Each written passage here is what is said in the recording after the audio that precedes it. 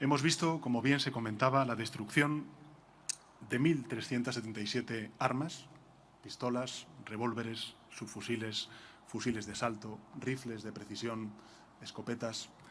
La mayoría de estas armas fueron incautadas a la banda ETA, pero un 10% de ellas corresponde también a los GRAP.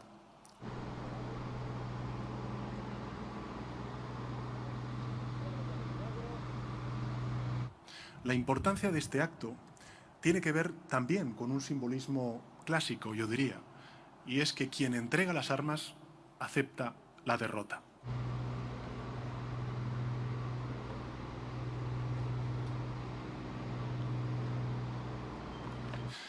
No podemos recuperar las vidas que perdimos.